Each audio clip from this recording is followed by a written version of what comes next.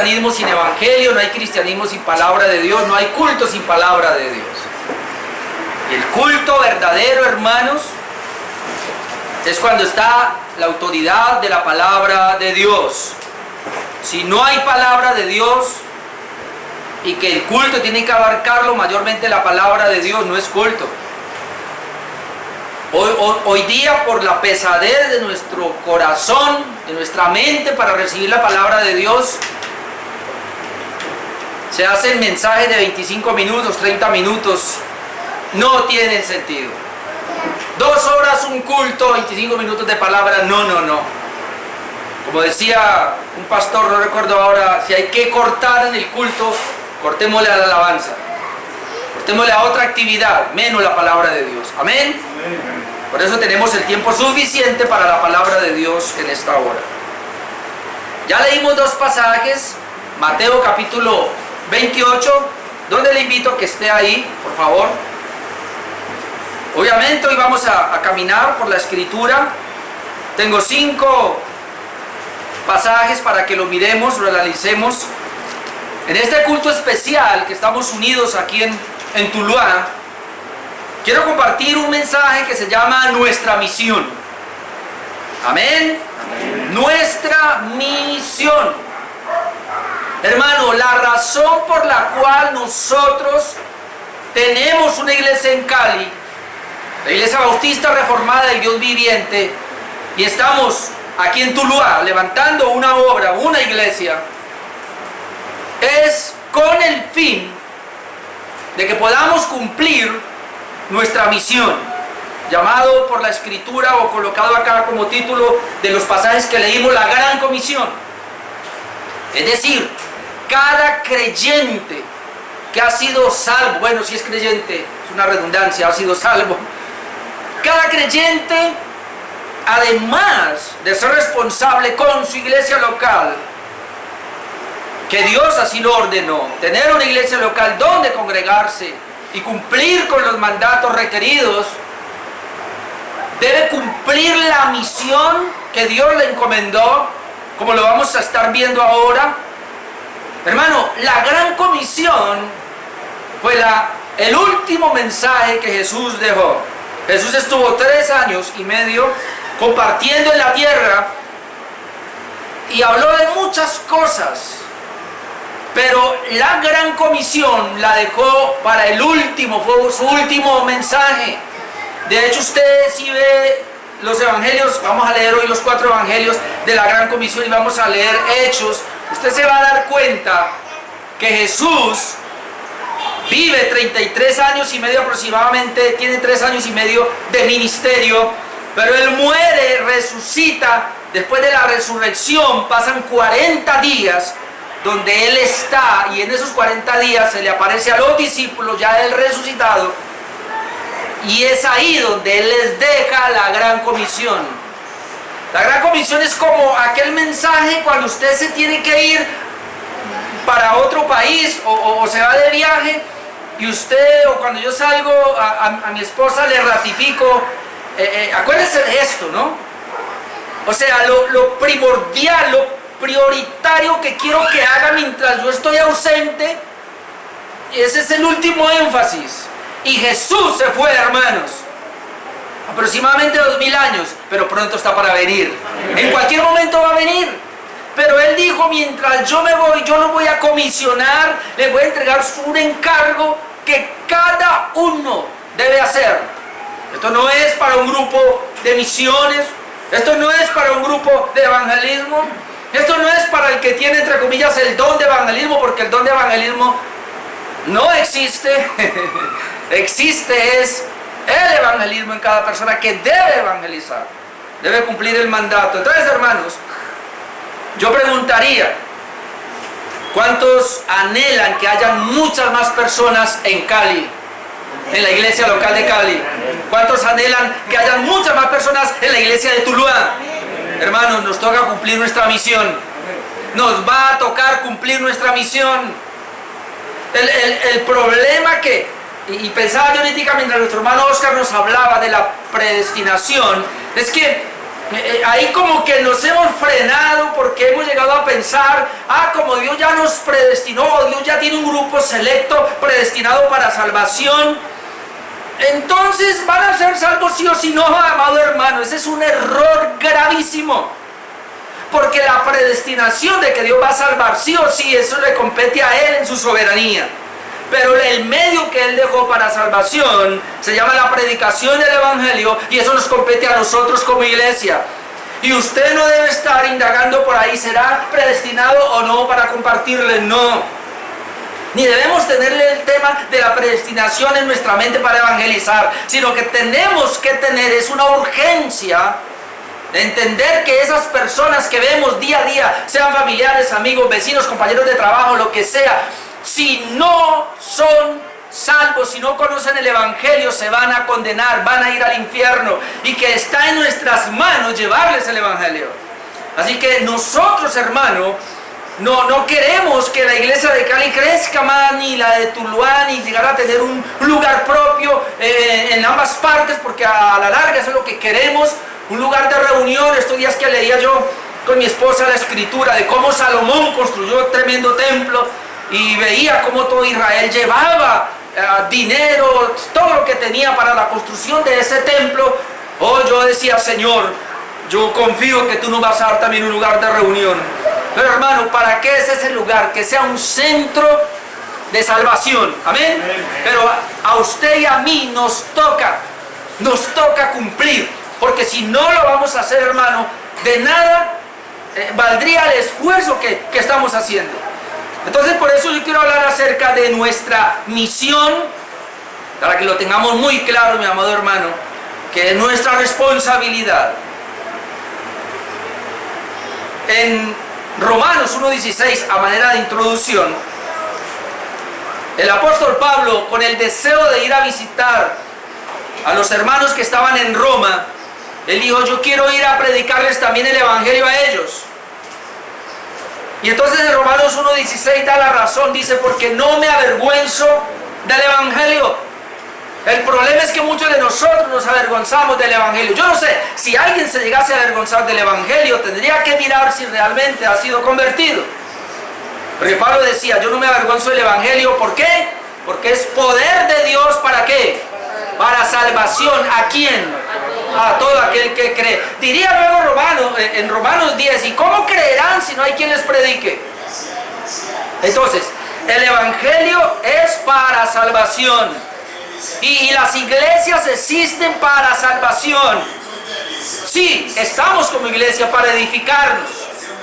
Sí, estamos como iglesia para crecer espiritualmente. Pero hermanos, la misión de nosotros es evangelizar para salvar a otros. Amén.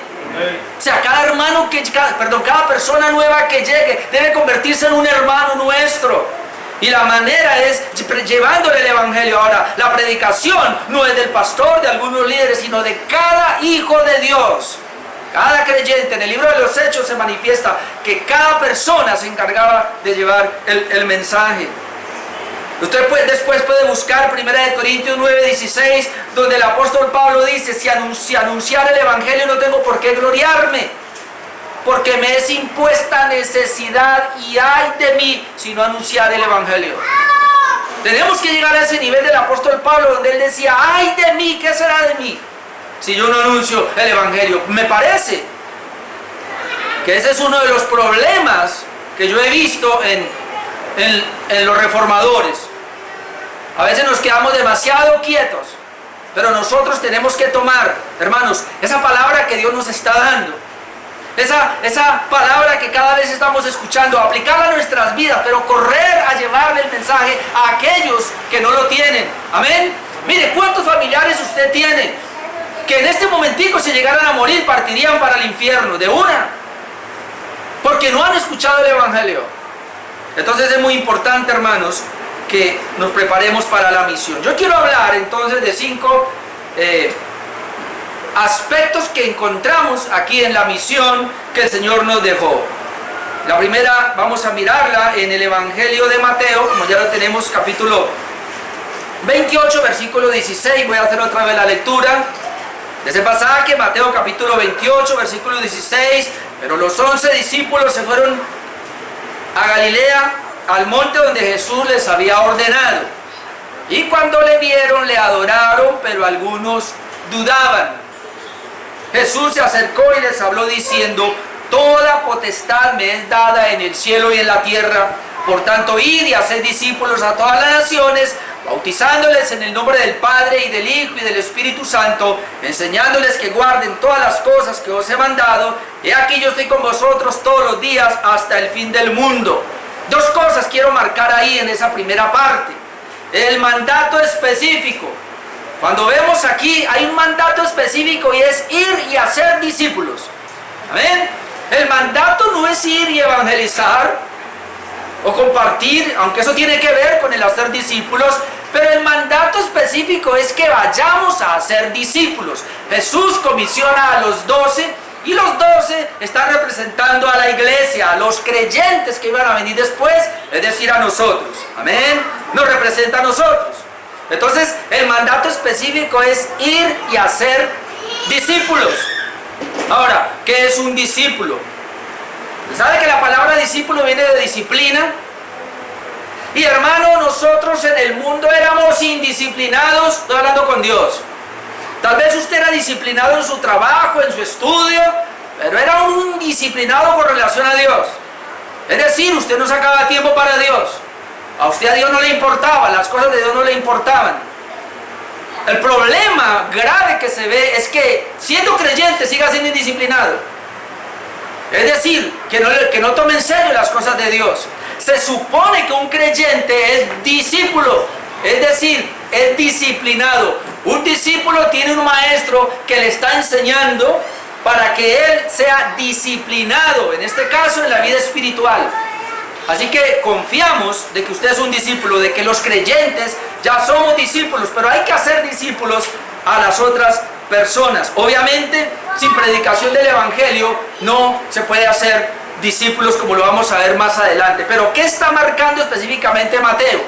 Mateo dice que nuestra misión está enfocada en hacer discípulos, es decir, no llamando a la gente a que haga una oración pública de su fe o que repita una oración. Eso no es eso.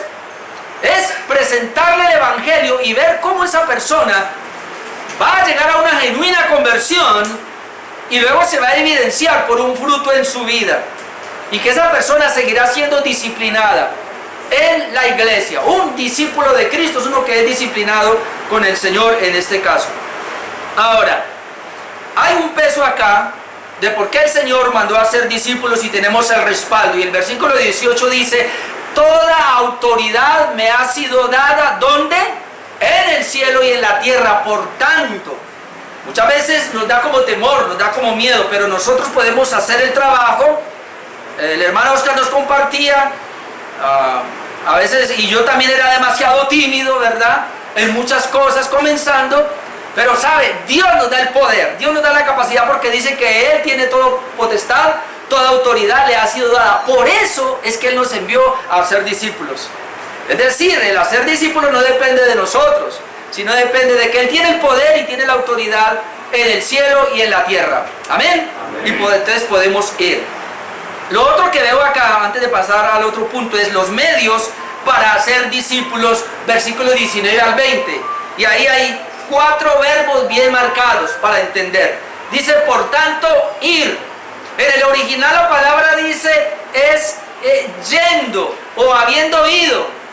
Hermanos, la idea es que la iglesia se está moviendo en su quehacer, y mientras la iglesia se mueve en su quehacer diario, en su trabajo, en su estudio, qué sé yo, en lo que le compete cada día, ahí yendo va a ser discípulos.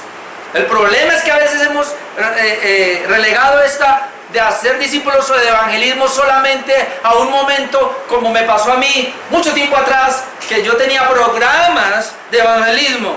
Ahora ya no tengo programas de evangelismo. ¿Por qué no tengo programas de evangelismo? Porque no es una hora, no es un día, es nuestro diario vivir. Donde quiera que vayamos yendo, haga discípulos. ¿Dónde? En su trabajo, ¿Dónde? En su casa, en su hogar. ¿Dónde? En su estudio. Esa es la misión de la iglesia. No es un grupito aquí, no es llamar a 4 para que capacitarlos y enviarlos allá. No, así no es. Es que usted está constantemente como hijo de Dios siendo capacitado, está siendo preparado para cumplir esta tarea de ir.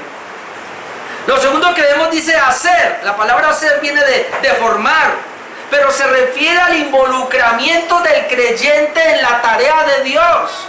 Porque quien hace al verdadero discípulo es Dios, no somos nosotros.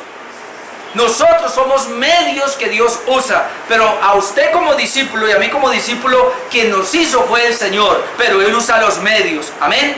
Por eso cuando Él dice aquí, ir a hacer discípulos, el hacer discípulos no descansa en nosotros, descansa en la autoridad de Dios y su palabra, pero nosotros somos los medios. Es decir, se habla de la cooperación que debemos tener. Hermano, la evangelización es una cooperación. Dios espera que nosotros cooperemos en ese trabajo, pero la autoridad, el poder es de Él. Amén. Eso es muy importante. El otro verbo sería bautizar. La palabra bautizar viene de sumergir. Es decir, a esas personas, ¿cómo vamos a ser el discípulo después de predicar el evangelio y comprender que Él se ha convertido genuinamente? Otra vez, la conversión genuina la conocemos por el fruto, mi amado hermano. Si hay algo que insistimos nosotros en esta iglesia, es una conversión genuina. No vamos a bautizar a personas. Comenzando esta iglesia en Cali, yo la embarré porque yo bauticé un poco de gente que después no eran nada. Y ahora nos queremos como evitar esas cosas hasta que una persona no sea verdaderamente convertida y dé fruto, como veíamos hace 8 días en Cali, fruto digno de arrepentimiento. Entonces se bautizará, se va a sumergir en el agua. ¿Y por qué el bautismo si no salva? El bautismo no salva a nadie, es cierto, pero es un mandato del Señor. Nosotros creemos en las 2 ordenanzas bíblicas que existen. Ya participamos de la mesa, de la cena.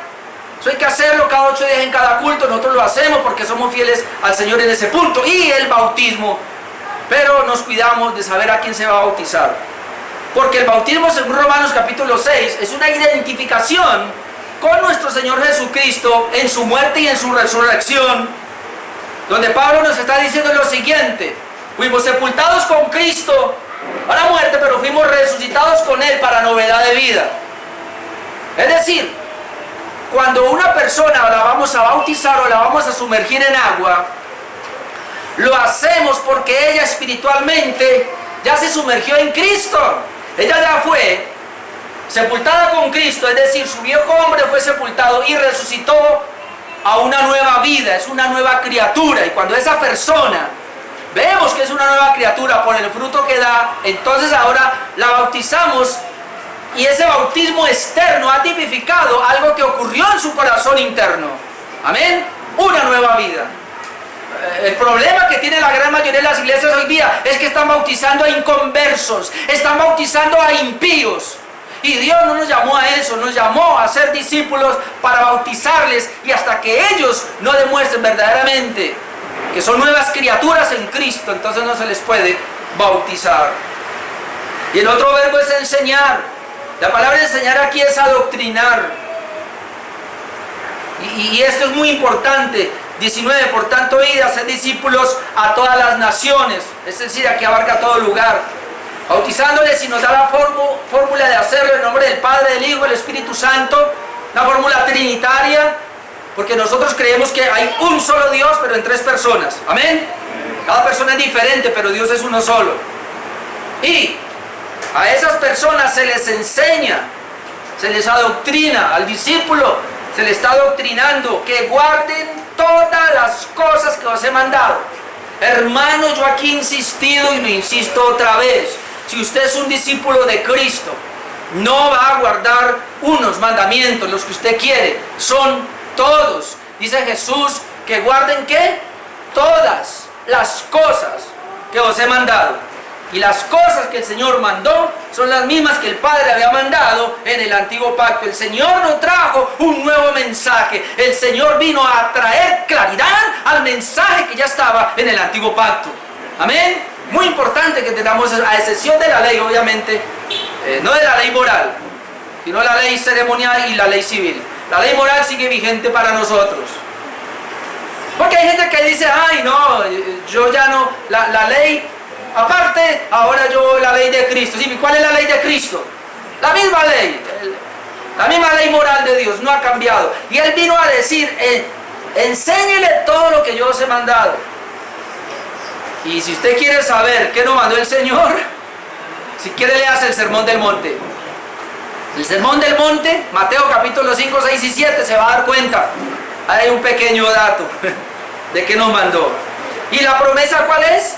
He aquí yo estoy con vosotros todos los días hasta el fin del mundo. Entonces ahí vemos unos pequeños detalles de nuestra misión. Vamos a ver otros detalles de nuestra misión en Marcos capítulo 16. Marcos capítulo 16. Voy a leer del 14 al 16. Marcos 16, 14. Mire que todo esto es después de la resurrección de Cristo. Dice, finalmente se apareció a los 11 mismos, estando ellos sentados a la mesa, y les reprochó su incredulidad y dureza de corazón, porque no habían creído a los que le habían visto resucitado. Yo no voy a hablar de ese aspecto, voy a tocar solamente el aspecto de la misión. Y les dijo, id por todo el mundo y predicar el evangelio a toda criatura. El que creyere y fuere bautizado será salvo, mas el que no creyere será condenado. Hasta ahí la lectura nomás. Aquí encuentro el mandato específico descrito en el versículo 15. Ir por todo el mundo y predicar el evangelio a toda criatura. Ahí está el mandato específico en el evangelista Marcos. El evangelio de Marcos nos está dando otro aspecto de la misión. Note, la misión en Mateo es haga discípulos. La misión en Marcos ahora es predique el evangelio, igual que Mateo, en todo lugar. Ir por todo el mundo. Entonces quiero desglosar un poquito esa parte. Ir por todo el mundo, es decir, vamos a ir a todo lugar, vamos a ir a todo pueblo. Y esa es la razón, hermanos, por las cuales Dios nos abre las puertas en Tuluá. No nos quedamos en Cali, nos abre las puertas en Tuluá. Y mire, y mi oración es que de acá ojalá se levanten personas con un llamado de Dios y que se pueda ir a otros lugares. O lo vamos a ver, aún cada aspecto va a tocar todo el mundo. ¿Qué decía Mateo? Ir a todas las naciones. ¿Qué está diciendo acá Marcos? Ir por todo el mundo. Ahora esa palabra de ir, como ya lo mencioné, tiene que ver con lo mismo. Yendo, ¿no? Yendo, siempre es ese. Y predicar. ¿Qué es predicar, hermanos? Ay, tengo que hacer un curso para predicar. No. Hable. Hable lo que ha escuchado de Dios. Hable lo que conoce del evangelio. Es decir, usted primero ha pasado, usted es un filtro, usted ha recibido la palabra de Dios, usted ha recibido el evangelio, ha tenido una conversión genuina. Y entonces, ¿de qué va a hablar? De eso, hable del evangelio. ¿Acaso usted no sabe cómo el Señor lo llevó a un arrepentimiento? ¿Acaso usted no sabe cómo el Señor lo llevó a tener una fe verdadera? ¿Acaso usted no sabe cómo Dios lo llevó a una conversión genuina y ahora cómo está viviendo? Pues eso es lo que tiene que hablar. Muchas personas están esperando una preparación. No, mientras llega la preparación, hermano, el vecino se muere y se va al infierno. Usted y yo necesitamos con urgencia hablar la palabra de Dios. Y predique, hable, comparta, dialogue, como dice el libro de los Hechos, chisme. Cuando dice que ellos iban por todas partes, anunciando el evangelio, la palabra ahí es chismear. Ellos iban chismeando, como murmurando, mire lo que pasó, hay un Cristo. ¿Sabe que usted y yo, cuántos sabemos acá? Alrededor de 30 personas, que cada uno de nosotros esta semana saliera y fuera a chismearle al vecino, al que encuentre, voy a hablarle del evangelio. Esa es su responsabilidad, es mi responsabilidad. Y dice, ir por todo el mundo y predicar, ¿qué cosa? El evangelio. Y aquí voy a decir algo fuerte. No va a predicar su opinión. No va a predicar la opinión de su iglesia. No va a predicar la opinión de un hombre. va a predicar el Evangelio del Señor Jesucristo. Amén. Eso es lo que tenemos que predicar, el Evangelio de Jesús. No es otra cosa. No vamos a ir a predicar doctrina así. Yo amo la doctrina de la predestinación, tocando pues el tema del hermano Oscar. Y me gusta. Y cada día Dios me da más claridad sobre ello. Pero cuando yo voy a evangelizar a una persona, yo me olvido de ella y voy a hablarle a esa persona con la urgencia de que ella va al infierno si no se arrepiente, si no cree en Jesucristo. Toca hacerlo así, hermanos. ¿Sabe? Yo le decía al Señor, este mensaje que va a predicar en Tuluá me va a despertar a mí porque nos estamos como durmiendo. Va a despertar la iglesia de Cali y va a despertar la iglesia en Tuluá porque nos hemos estado adormeciendo y Dios nos dejó para que cumpliéramos una misión aquí en la tierra hasta que Él venga. Entonces hay que predicar el Evangelio, no una religión, no una doctrina favorita tampoco. ¿Y a dónde? Igual que Mateo, a toda criatura, es decir, niños, jóvenes, adultos, ancianos, todo tipo de raza. O sea, no tenemos que, hermanos, menospreciar nada. Un niño, hablemosle. Un adolescente, hablemosle. Un joven, un anciano, hablemosle. Como urgente, hermano. Yo no sé si usted sabe cuánta gente muere a diario. Nosotros nos estamos quedando cortos. Hermano, estamos dormidos. Porque la gente se está yendo al infierno sin Cristo. Y nosotros tenemos, hermanos, en nuestras manos Dios nos está entregando. Y más siendo nosotros reformados. La reforma tiene algo muy claro, muy concreto. Y es que cuando llega el Evangelio, está llevando el Evangelio mayormente puro. Es un evangelio que Dios lo ha filtrado. Gracias a Dios porque nos ha entregado un evangelio filtrado. Hoy día toca filtrarlo por tantas iglesias que hay en el mundo. El 80% de las iglesias que hay hoy día están perdidas.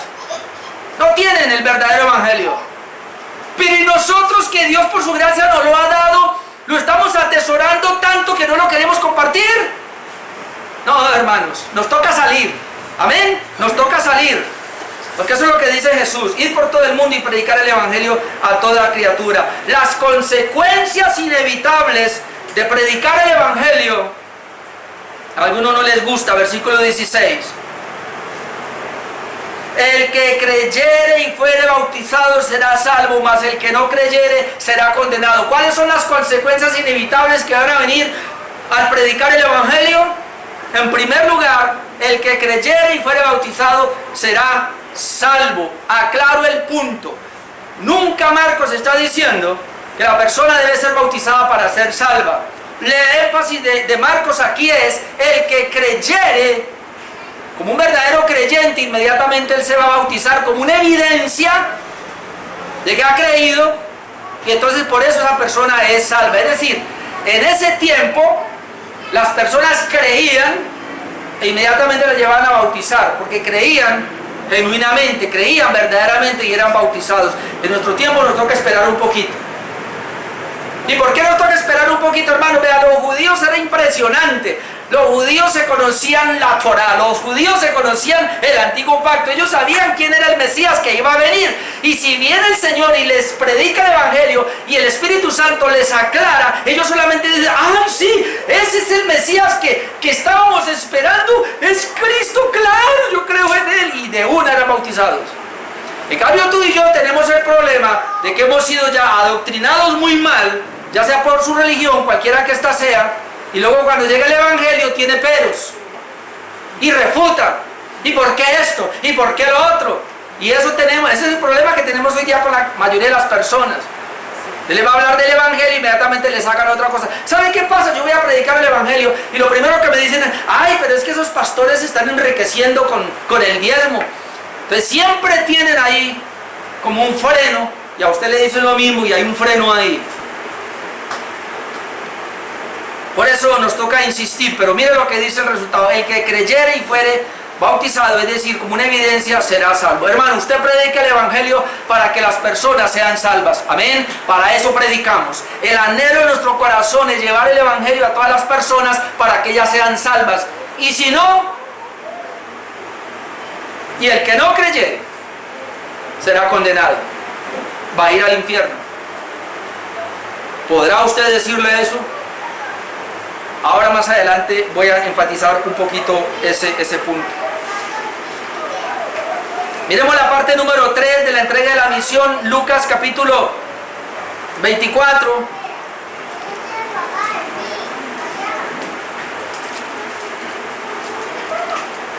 Yo quiero hablar solamente de la entrega de la misión, no voy a hacer un exégesis de cada pasaje, no, me queda muy difícil. Lucas capítulo 24, déjenme le leo del 44 al 49, para recordarles, porque yo solamente haré énfasis en unos textos. Lucas 24, 44, y le dijo: estas son las palabras que os hablé, estando aún con vosotros, que era necesario que se cumpliese todo lo que está escrito de mí en la ley de Moisés, en los profetas y en los salmos. Entonces les abrió el entendimiento para que comprendiesen las escrituras. Y les dijo: así está escrito, así fue necesario que el Cristo padeciese y resucitase de los muertos al tercer día, y que se predicase en su nombre el arrepentimiento y el perdón de pecados en todas las naciones, comenzando desde Jerusalén. Y vosotros sois testigos de estas cosas. He aquí yo os enviaré la promesa de mi Padre sobre vosotros, pero quedaos vosotros en la ciudad de Jerusalén hasta que seáis investidos de poder desde lo alto. Nuestra misión en el Evangelio de Lucas, igual que vengo haciendo, tiene un mandato específico. En el versículo 47 está el mandato específico en la primera parte: y que se predicase en su nombre el arrepentimiento y el perdón de pecados. ¿Qué nos mandó a hacer Mateo? Dios, Jesús, por medio de Mateo: vayan y hagan discípulos. ¿Qué nos dijo Marcos? Vayan y prediquen el Evangelio a toda criatura. Y ahora cuando vemos a Lucas, Lucas nos dice: vayan y prediquen en su nombre el arrepentimiento y el perdón de pecados. Y el énfasis principal aquí que tiene es que se arrepientan y reciban el perdón de pecado. Lo primero que veo acá es que dice que se predique en su nombre. Recuerde, siempre que la Biblia habla del nombre de Jesús, se refiere a la autoridad de Jesús. Por eso cuando en Mateo 28 leíamos nosotros que bautícese en el nombre del Padre, del Hijo y del Espíritu Santo, ahí lo que está diciendo es: bautícese en la autoridad de Jesús.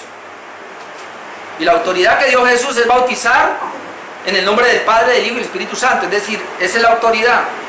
Y cuando dice aquí que se predique en su nombre, es que tenemos que ir en el nombre de Jesús, que es la autoridad. Jesús es la autoridad.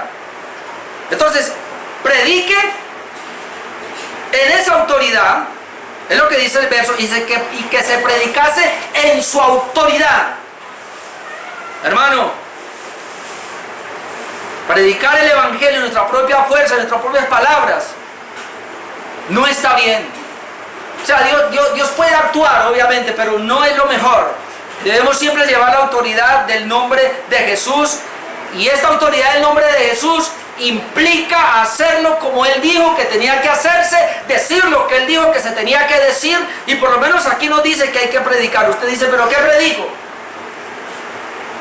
Vea, ustedes los que me conocen saben, yo me gradué en evangelismo explosivo.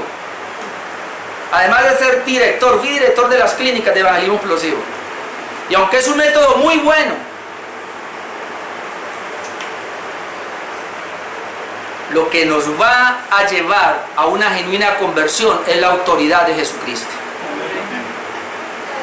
Y si usted lleva esto que dice aquí, así no tenga un programa de evangelismo, así no conozca un método de evangelismo, pero usted entiende lo que dice aquí: predique en su nombre. ¿Qué va a predicar? Aquí está claro: predique el arrepentimiento y el perdón de pecados.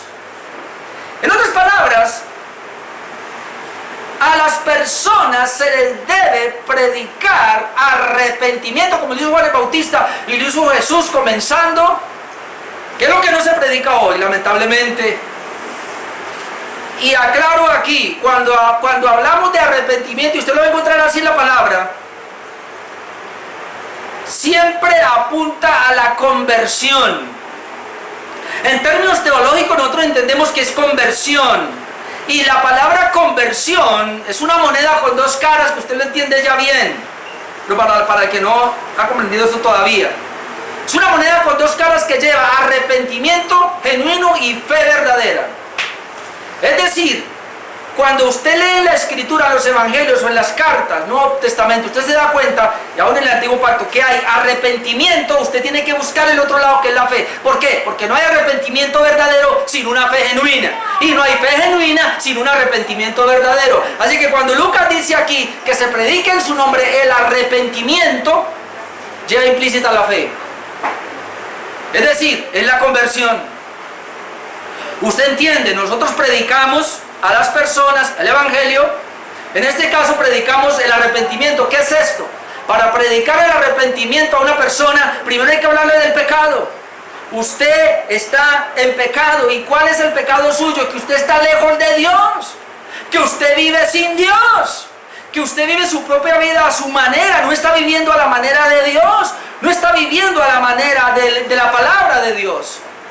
Entonces hay que decirle, usted está en pecado por estar lejos de Dios.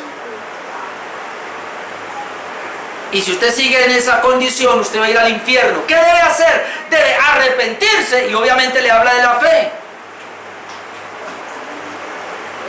Y ese es el mensaje que nos dice Lucas. Debemos predicar el arrepentimiento. Usted no le puede hablar a una persona arrepentimiento si no le habla de pecado. Se le habla implícitamente, se le habla de pecado para que se arrepienta. Y cuando ella se arrepiente va a recibir el perdón de pecados. Es lo que está diciendo acá. ¿Y qué es el perdón de pecados? En palabras de teología es la justificación. Es decir, nosotros predicamos la palabra de Dios, predicamos el evangelio. Dios por su gracia le da la regeneración a esa persona, o lo que se llama el nuevo nacimiento. Y cuando esa persona es despertada en su espíritu, tiene el nuevo nacimiento, ella va a arrepentirse, porque usted le habló de su pecado. Ella va a arrepentirse y le habló de que Jesucristo en la cruz pagó la deuda por esos pecados. Y entonces esa persona se arrepiente y cree y recibe el perdón de los pecados. Dice que el perdón de pecados se recibe por la fe en su sangre. Por la fe en su sangre. No es por una oración que haga, es por la fe en su sangre, donde cada persona, por la gracia de Dios, va a despertar fe. Dios por la misma palabra hace que ella tenga la fe. Dios por la misma palabra hace que ella se arrepienta. Entonces cuando una persona se convierte, es decir, se arrepiente y tiene la fe genuina, ella va a recibir el perdón de pecados. Y eso es lo que dice Jesús: vaya, predique el arrepentimiento y el perdón de pecados. Hermano, mire, con eso tendríamos nomás. Si usted claramente está consciente de que las personas que no están en Cristo, que no tienen el evangelio, están en pecado, usted no le va a decir: es que usted es un adúltero, es que usted es un asesino, es que usted tal vez... No, eso no. Usted le va a decir: usted está en pecado porque usted vive sin Dios. Y a menos que ellos entiendan eso, que están lejos de Dios, viven sus vidas a su propia maña, a su propia manera, entonces no les va a hablar de la fe y de la obra de Cristo. Y ahora, que se predique en su nombre el arrepentimiento y el perdón de pecados, es que Jesús en la cruz hizo una provisión para perdonar esos pecados. Y eso es lo que está diciendo acá. El mandato específico entonces es ese. ¿Y cuál es nuestra responsabilidad? 47, que se predique en su nombre el arrepentimiento y el perdón de pecados en todas las naciones, lo mismo que dice Mateo y Marcos, que siempre abarca general. Comenzando desde Jerusalén. Y en Hechos vuelve y lo repite, ahora lo vemos, comenzando desde Jerusalén. Muchos han dicho que Jerusalén es mi propia casa. Bueno, yendo al contexto acá, es que ellos debían comenzar en su propia ciudad. Y como dice Hechos, que ahora llegaremos, comenzaban desde Jerusalén, iban a Judea, Samaria, hasta lo último de la tierra. Para nosotros hoy sería: comencemos desde nuestro hogar a predicar el arrepentimiento y el perdón de pecados, cuantas veces, las veces que sea necesario, hasta el último momento. Mi papá murió hace ¿qué? 5 meses, menos, 3 meses, 2 meses y medio. Creo que 2 días antes de que él muriera, le prediqué el arrepentimiento y el perdón de pecados. ¿Fue salvo? Yo no lo sé. No lo sé. Pero con él insistí todo el tiempo, hasta el último momento. Y nos toca hacerlo así. Insistir hasta el último momento. Claro, predicar el arrepentimiento y el perdón de pecados no solamente va en la Gran Comisión. Hace 8 días creo que yo hablaba de esto también en la iglesia en Cali. Estaba diciéndoles eso. Como dijo Martín Lutero, el arrepentimiento tiene que ser un arrepentimiento diario, porque diariamente le fallamos a Dios. Pero este arrepentimiento que está aquí es el arrepentimiento para la salvación. Ya después predicamos el arrepentimiento para tener comunión con Dios de un creyente, que es diferente. Pero hay que predicar ese arrepentimiento para salvación, para que tengan el perdón de pecados. Dice el versículo 48: y vosotros sois testigos de estas cosas. Mi amado hermano, esto es importante y quiero enfatizarlo. Dice, vosotros sois testigos de estas cosas. ¿Qué es un testigo? Alguien que leyó un artículo, leyó una historia, ¿podrá ser testigo? Alguien que vio un video, ¿podrá ser testigo? Yo lo vi, yo vi el video. ¿Ah? Alguien que le contaron, vinieron y le dijeron, ¿podrá ser testigo? No, un testigo es alguien que lo ha vivido. Un testigo es alguien que vio algo que es presencial, lo experimentó. Cuando Jesús les dice, vosotros sois mis testigos acá, vosotros sois testigos de estas cosas, lo que está diciendo es, ustedes ya experimentaron el arrepentimiento y el perdón de pecados en sus vidas, hermano. Si usted ya experimentó el arrepentimiento, ¿cuántos experimentaron ya el arrepentimiento? Amén. Y el perdón de pecados? Amén. Entonces usted es un testigo. Y como testigo usted puede ir y hablarle al otro. Muchos tal vez no lo hacen porque no lo han experimentado. Entonces nos toca hacerlo a nosotros. Pero un testigo es aquel que lo ha vivido, tiene esa experiencia. 49, y ahí está la promesa, he aquí, yo enviaré la promesa de mi Padre sobre vosotros. Y se refiere al envío del Espíritu Santo que se cumplió en Hechos. Pero quedaos vosotros en la ciudad de Jerusalén hasta que seáis investidos de poder de lo alto. Los discípulos se quedaron en la ciudad de Jerusalén. Aquí les está hablando en los 40 días de resurrección, y ellos esperaron 10 días más, y en el Pentateuco, el día de la fiesta de Pentecostés, vino el Espíritu Santo sobre todos ellos. Pero ahora ya no necesitamos un Pentecostés. Nuestro Pentecostés, ¿sabe cuál es? Cuando una persona cree y se arrepiente, ahí llega el Espíritu Santo. Ahí viene el Espíritu Santo sobre esa persona. Pero para nosotros sería de esta manera: quédese hasta que sea investido del poder de lo alto. Si bien es cierto que tú y yo tenemos el Espíritu Santo desde la regeneración, desde el momento de la conversión, el Espíritu Santo vino a nosotros, lo necesitamos continuamente para que nos guíe, nos ayude a orar, nos ayude a alabar a Dios, nos ayude en el estudio de la palabra, nos ayude a entender, pero también lo necesitamos en el momento de la evangelización, amén, en el momento de cumplir nuestra misión. Así que debemos quedarnos y esperar siempre que Dios nos capacite y nos dé el poder para poder ir a evangelizar. En el Evangelio de Juan, nuestra misión en el Evangelio de Juan.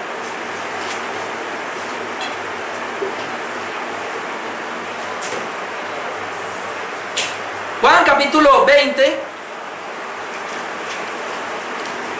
verso 19. Juan capítulo 20, verso 19. Déjeme, le leo hasta el 23.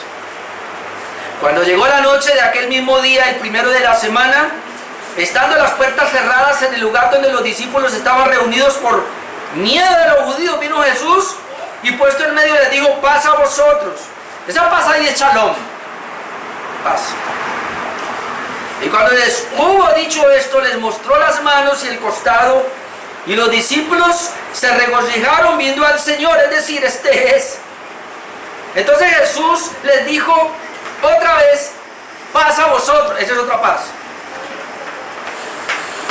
Como me envió el Padre, así también yo os envío. Y habiendo dicho esto, sopló y les dijo: recibid el Espíritu Santo. A quienes remitieren los pecados les son remitidos, y a quienes se los retuvieren les son retenidos. Nuestra misión en el Evangelio de Juan es la comisión muy similar a lo que ya hemos visto, pero específicamente aquí se refiere a la misión del Hijo. Versículo 21, como me envió el Padre, así también yo os envío. Oh, eso tiene mucho peso. Cuando el Señor, y por boca ahora del apóstol amado de Jesús, el apóstol Juan, viene a entregar la misión para nosotros, él ahora usa unas palabras distintas a Mateo, a Marcos, en un sentido parecido, pero en otro sentido diferente. ¿En qué sentido diferente? En que la misión ahora es un encargo similar al del Señor Jesucristo. Mira lo que él está diciendo. Jesús dijo, como me envió el Padre, así también yo os envío. Y aquí hay mucha tela que cortar, porque tendríamos que entrar a mirar cómo fue que el Padre envió a Jesucristo. Y le voy a mencionar algunas cosas nomás. ¿Cómo lo envió? Número uno, lo envió en sumisión, en obediencia, lo envió como siervo. Muchas veces nosotros no cumplimos la misión porque no queremos ser siervos. A un siervo le hablan mal, lo tratan mal, o como a Jesús, lo golpean, lo abofetean y hasta lo mataron. Lo mandó en humildad, porque siendo el mismo Dios, no estimó el ser igual a Dios como algo a aferrarse, sino que, dice, se despojó a sí mismo, tomando forma de siervo. Sabe que la humillación, el despojo, como yo le he dicho anteriormente, más grande, si usted puede entender, es que Él tomó la forma humana. Cuando la Biblia dice que Jesucristo se despojó, no es que Él perdió algún atributo divino, porque Jesucristo es Dios y Él no puede perder ningún atributo divino. Él vino como Dios a esta tierra. Lo que está diciendo más bien es que Él, siendo el mismo Dios, tomó la forma humana. ¿Sabe cuál es el problema de nosotros en la misión? Que no tenemos en cuenta esto y nos falta mucha humildad, nos falta ser siervos y nos falta despojarnos, porque para cumplir la misión yo debo despojarme de mí mismo, de mi tiempo, aún de mi dinero, si quiero cumplir la misión. Debo despojarme de lo que a mí me gusta, de mi comodidad, de mi casa. ¿De cuántas cosas debo despojarme para ir y llevar el mensaje a una persona que está perdida, que se está muriendo sin Cristo? Eso hizo Jesús. Y Juan quiere capturar eso y quiere decir, si usted va a cumplir la misión, verdaderamente debe comenzar por despojarse y aprender lo que es ser siervo y vivir como siervo. Como me envió el Padre, así también yo os envío. Y Jesucristo claramente dijo, yo vine no para ser servido, sino para servir y para dar mi vida en rescate por muchos. ¿Hasta dónde, hermanos, tú y yo podemos llegar a ese nivel de decir, yo voy a entregar mi vida por el rescate de unos cuantos? Salvar a unas personas, al llevarles el Evangelio, es perder mi propia vida, estar dispuesto a ser humillado, a perder con tal de que otro gane. Usted hoy, hermano, tiene la palabra. Yo me deleito leyendo a estos pastores de la Reforma, a los puritanos, y muchas veces pienso en ellos y digo, Señor, gracias por este legado que me dejaste tan precioso, de poder leerlo, de poder ver lo que ellos hacían, de cómo entendieron la Escritura y cómo nos lo trasladaron a nosotros, pero ellos fueron siervos. A veces hay personas que me han dicho, tremendo pastor, usted se viene de Cali a Tula. No, mira, yo no estoy haciendo nada, hermanos, nada. Me avergüenzo antes porque debería ir a otro lugar. Iglesia de Cali, Sabe que en Tuluá van a cambiar muchas cosas. Y aprovecho para decirle esto, hermanos de Cali, por eso los traje aquí hoy. O Dios los trajo, mejor dicho, yo los invité. Ustedes, hermanos de Cali, vinieron aquí porque aquí hay una obra y estamos comprometidos con esa obra. Y nuestro compromiso es que si usted no puede venir, usted le va a tocar apoyar a los que vamos a venir. Pero vamos a ayudar a estos hermanos y esta iglesia de Tuluá va a salir adelante. Amén. Y cuenta con unos hermanos en Cali. Amén. Amén. Que de pronto estamos muy acomodados yendo a 2 cultos. Yo me alegro por los que vinieron de Cali. Los felicito de verdad. Y quería que vinieran para que miraran. Levantar una obra no va a ser fácil. Pero es que a Jesús le costó la vida salvarnos a nosotros, hermano. Por eso Juan lo toma de esa manera. Ahora, la responsabilidad del enviado. Versículo 21. Estamos en Juan 20.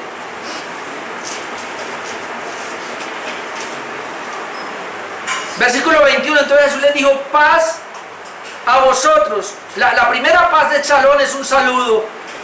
Esta segunda paz tiene que ver con una paz en el corazón que los discípulos tienen con Dios y con su gente alrededor.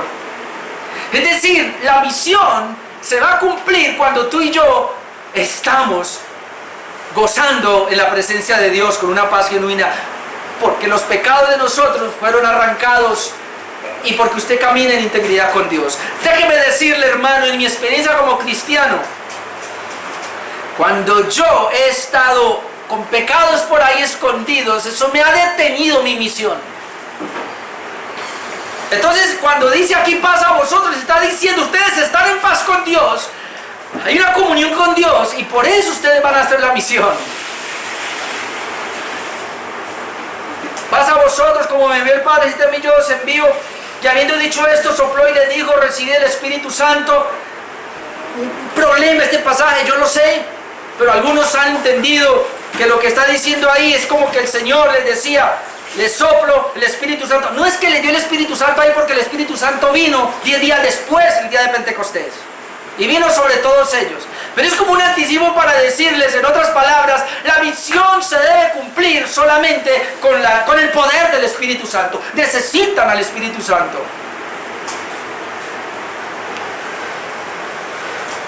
Y luego el versículo difícil, 23. A quienes remitieren los pecados les son remitidos y a quienes se los retuvieren les son retenidos. Y aquí la Iglesia Católica lo ha malinterpretado para decir que el Papa tiene el poder o los sacerdotes para perdonar pecados. No se refiere a eso. Ningún pastor, ninguna persona, nadie tiene la autoridad para perdonar pecados. Pero lo que Jesús aquí está diciendo es lo siguiente. Cuando usted vaya a evangelizar y a predicar el Evangelio, recuerden que estamos uniendo con Lucas. Si ellos tienen un genuino arrepentimiento y han recibido el perdón de pecados, entonces sería a quienes remitieran los pecados. Es decir, ustedes cuando prediquen pueden remitir los pecados. ¿En qué sentido lo pueden remitir? Usted creyó en Cristo para el perdón de los pecados, entonces los pecados suyos fueron puestos en la cruz. Es decir, le han sido quitados, le han sido trasladados. La palabra remitir es trasladar. Usted ya no los tiene, el Señor lo perdonó. El perdón es entender que el Señor me quitó mis pecados. Y que cuando usted predica, usted tiene esa autoridad y esa capacidad por la palabra, por el Evangelio, de decirle que usted es perdonado. Eso es remitir. Pero luego dice la otra parte, y a quienes se lo retuvieren les son retenidos. Es decir, retenerlo es dejarlos ahí, quedarse con ellos. Es decir, Dios a ti y a mí, cuando predicamos, nos da la capacidad y nos da la autoridad de presentar el Evangelio a las personas. Y si yo me voy de esa casa o donde sea y esa persona no responde al Evangelio, entonces tenemos que decirle, usted sigue en sus pecados. Y mientras usted esté con esos pecados, va rumbo al infierno. Eso es lo que está diciendo. Eso es lo que está diciendo Juan. Usted tiene paz en su corazón. Usted va a cumplir ahora la misión. Y va a cumplir una misión como Jesús la cumplió. Entonces usted ahora le va a decir a las personas, tomando obviamente los otros contextos del Evangelio, Yo le predico el arrepentimiento. Usted es un pecador, usted debe arrepentirse y debe recibir el perdón por la fe. Si usted lo recibió, yo puedo decirle, sus pecados fueron transmitidos a la cruz, usted está limpio. Pero si usted no se arrepintió, usted sigue el pecado, sigue siendo enemigo de Dios. Y termino con el libro de los Hechos. Hechos 1. Déjeme, yo le leo desde el 6 al 8.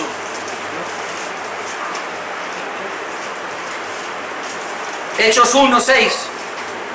Entonces los que se habían reunido le preguntaron diciendo: Señor, ¿restaurarás el reino de Israel en este tiempo? Y él les dijo: no os toca a vosotros saber los tiempos o las sazones que el Padre puso en su sola potestad, pero recibiréis poder cuando haya venido sobre vosotros el Espíritu Santo, y me seréis testigos en Jerusalén, en toda Judea, en Samaria y hasta lo último de la tierra. ¿Cuál es el mandato específico? Acá, versículo 8, ser sus testigos. El mandato específico, ser sus testigos. ¿Cuál fue el mandato específico de Mateo? Hacer discípulos. El de Marcos, predicar el evangelio a toda criatura. El de Lucas, predique el arrepentimiento y el perdón de pecados. El de Juan, como yo os envío, así también os envío. Y el de Hechos, ¿cuál es? Ser testigos. Aquí lo reenfatiza, como ya había hablado Lucas.